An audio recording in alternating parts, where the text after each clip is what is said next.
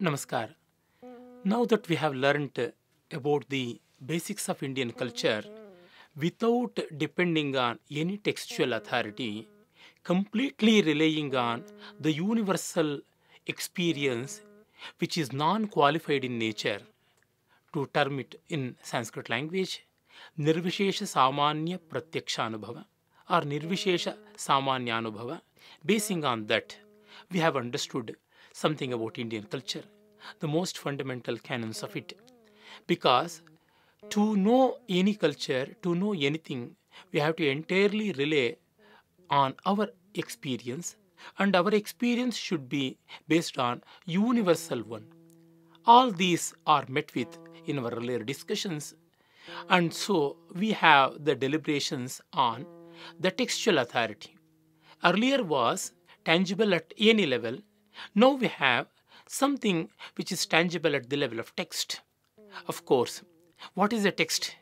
It is the compilation of wisdom brought forward from time immemorial, and that has been framed by people of many generations, people who worked hard in many facets of life and learning.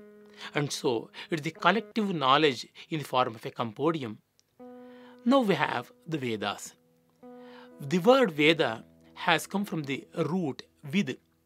Vid jnane, that is the root meaning of Veda, means knowledge. Veda, in its entire basic sense, is nothing but knowledge. But when it becomes Rik Veda, Yajur Veda, Sama Veda, like that, it becomes a qualified one.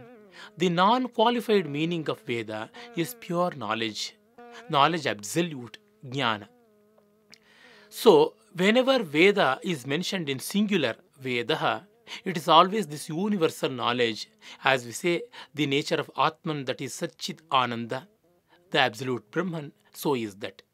When we say Vedaha in Bahuvachana, Vedas, as in plural, it means qualified knowledge basing on many texts and many areas of learning. For example, Ayurveda, Natya Veda, Dhanur Veda, Artha Veda, like that, so many Vedas are there. Now we are going to understand something regarding the 18 Vidyasthanas, or the seats of learning. Knowledge has to have some source, and these sources are manifolded. All these things are going to the Vedas and Vedas alone. Veda, in that sense, again, we have to make some distinction. Any division is tentative. It's very approximate one. But however approximate, we do need one or the other form of classifications. Without classifications, we cannot work with the things.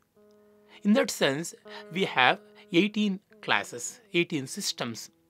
There are 14 Chaturdashi Vidyasthanas, like that the earlier scholars used to speak. From 15th century onwards, a great scholar, philosopher, and spiritual saint, mystic, Madhusudan Saraswati, in his Prasthanatraya, he made this 18 classification, and that's very useful and most meaningful. And to that, later scholars have given their own inputs, and totally we are dependent upon the complete tradition of Sanatana Dharma, which is based on the 18 seats of learning. What are these 18 seats of learning? The 4 Vedas, Rik, Yajus, Saman, and Atharvan, and the 6 limbs of the Veda, Shiksha, Vyakarana, Chandas, Nirukta, Jyotisha, and Kalpa, and the other 8 things. Of them, the 4 are called the Upavedas, the Upaveda of Rigveda, the Ayurveda, and the Upaveda of Yajurveda, the Artha Veda, and the Upaveda of Samaveda, the Gandharva Veda, and the Upaveda of Atharva Veda, the Sthapatya Veda. And then 4 more things. They include Itihasa, Purana, Agama, and Darshana. Thus we have the 18.